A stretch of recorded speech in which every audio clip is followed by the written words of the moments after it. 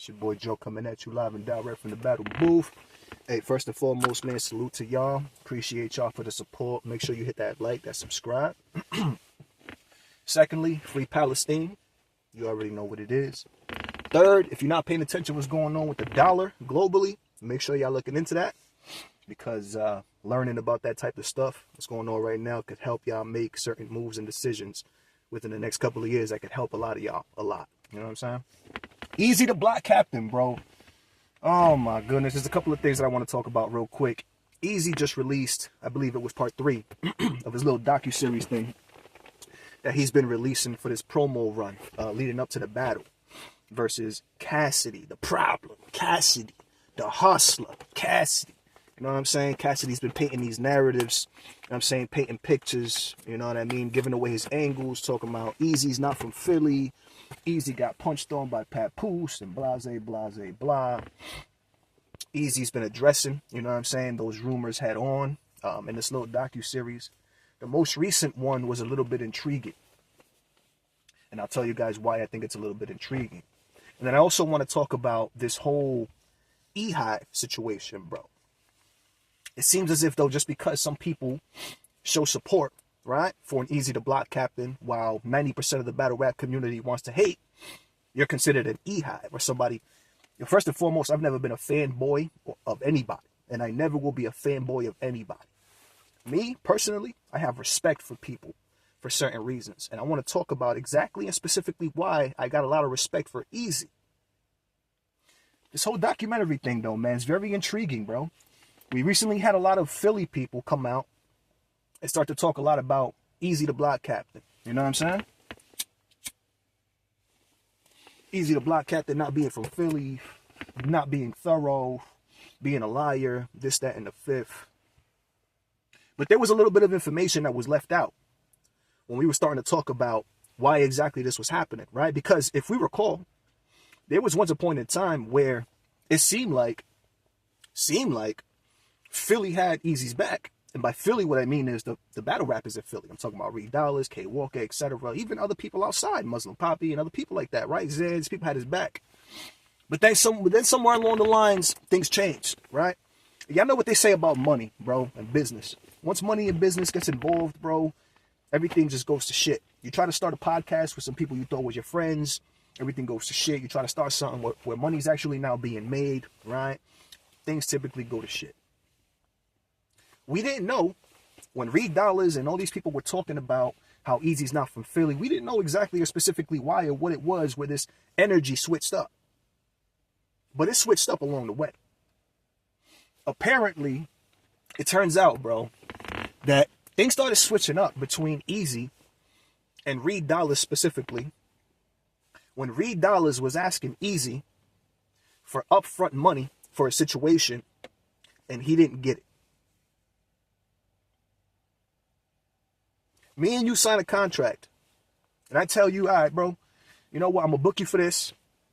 I'm going to pay you, you know what I'm saying, your full money, your full deposit, 7 days after the battle, blah, blah, blah, blah, blah, whatever the agreement is. You sign it. Then you hit me up, right, and you talk about, oh, I need my full deposit and blah, blah, blah, blah, blah. That's not how I do business. You know, it costs money to get to the event. It costs money. You ain't think about things costing money to get to before we agreed to take a battle and saw in black and white that the agreed upon amount was going to be paid upon completion of the battle, a certain amount of time and all that stuff. We didn't. So basically, we got us a situation, bro, where the business, and this is not something that anybody has spoken about. This is the first time Eazy's speaking about it. So it makes a little more sense as to where this not from Philly energy is coming from. We got text messages, bro, that he's putting out there on behalf of Reed Dollaz. We got all types of stuff, bro. This is nasty work because it takes away, bro, from the credibility of anybody saying Eazy's not from Philly. So hold up. Let me get this straight. So long as Eazy's putting money in your pocket, he's from Philly. Or not even that. So long as Eazy's putting money in your pocket, nobody's going to call out the fact that, oh, is this guy really from Philly? Is this guy... So long as he's putting money in your pocket. But once something goes left, all of a sudden, we got this sudden switch up of energy. Now we got, oh, you're not my brother. Now we got, oh, you're not from Philly. Now we got all these things going on, bro. For me, I don't know about y'all, but that takes away from the credibility of anybody trying to call out the fact that Eazy's not from Philly. Because if we was really thorough, and I'm not saying people are not thorough, bro, because I know money has a lot to do with the actions people take, and money dictates and determines a lot of the moves people make. If we was really thorough from the jump, $1 wouldn't matter before we start to question, who is this guy that's claiming he's from Philly, bro? Is this dude really from Philly? Do we know this? That comes into play. If we really, really got that sentiment and that feeling about us, bro, that comes into play. But it didn't.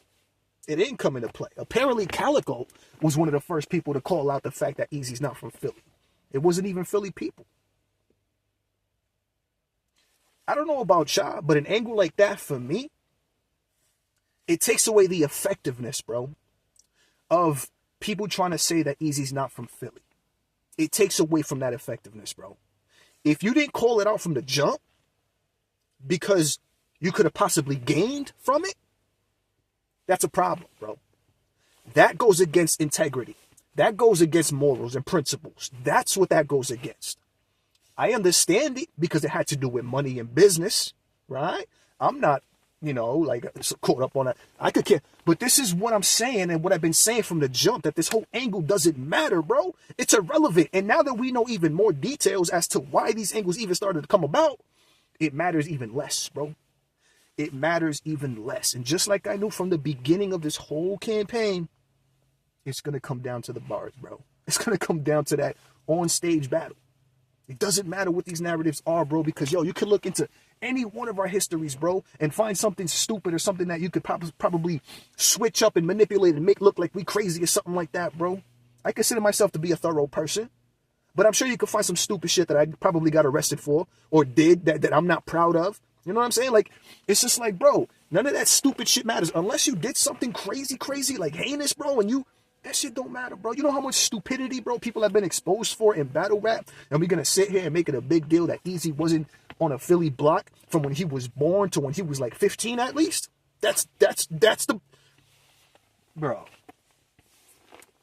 Now, Eazy, this whole E-Hive situation, let me address this really quick, right? Because it kind of annoys me when people sit there and say, oh, the E-Hive is, because you're in support of somebody, bro. First and foremost, one of the reasons that I'm supporting Eazy, right, leading up to this campaign is because I noticed that the majority of people want to start to turn on Eazy. That's why I do the same thing for, I don't know if y'all notice, for battlers that I have respect for, that I appreciate, and that y'all do that too. Not y'all as in y'all, but people do that too. Like Murder Mook. Y'all remember me? Murder Mook. Math Hoffa. Y'all remember Math Hoffa? 90% of the battle rap, 95 wants to go against. Right? But I see something in some of these people that other people don't. For Eazy, y'all know how long it took me to start to really fuck with Eazy, bro? I was not rocking with Eazy in the beginning at all. I didn't like the fact that he was a URL puppet. I didn't like the fact that it seemed like he was random. I didn't like the fact that I didn't know him. The fact that he had a squeaky voice. The fact that he didn't look the part, right? There was a lot of things that didn't run me. It took me a while to get used to Eazy.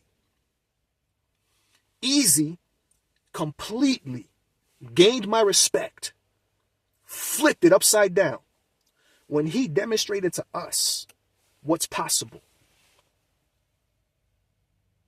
When Eazy decided to take control of his own future, bro, instead of letting a monopoly, URL, that was trying to monopolize battle rap, bro, trap these guys and make superstars on this app so everybody in the battle rap community can gravitate towards the app and they could keep everything there. They were trying to make this a monopoly, bro.